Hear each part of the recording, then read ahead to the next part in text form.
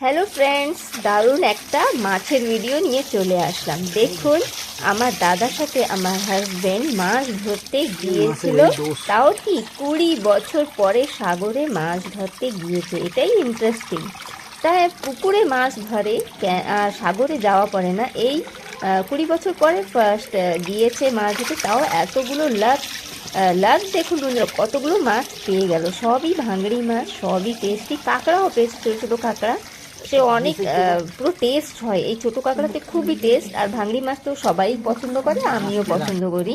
তাই দেখুন, সবাইকে ভাগ ভাগ করে দেওয়া হয়েছে। মোটে যাবে না হাজব্যান্ড, আমি জোর করে পাঠালাম। সবারই তো শখ থাকে, তাই হাজব্যান্ডেরও শখ ছিল।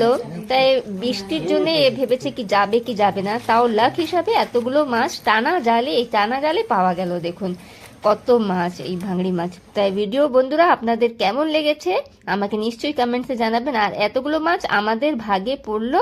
আর আমি ধূপকাঠি জ্বালিয়ে দিয়েছি, কেন কি সন্ধ্যাবেলায় মশা কামড়াবে বন্ধুরা। তাই আমি এখন মাছ কাটতে বসে যাব। ভিডিওটা আপনাদের কেমন লেগেছে আমাকে নিশ্চয়ই কমেন্টসে জানাবেন। কমেন্টসে না জানালে আমি বুঝতে পারবো না বন্ধুরা। আর খুব খুব ভালোবাসা দিয়ে যাবেন। ওকে বন্ধুরা, টাটা, বাই বাই। সুস্থ থাকুন, ভালো থাকুন।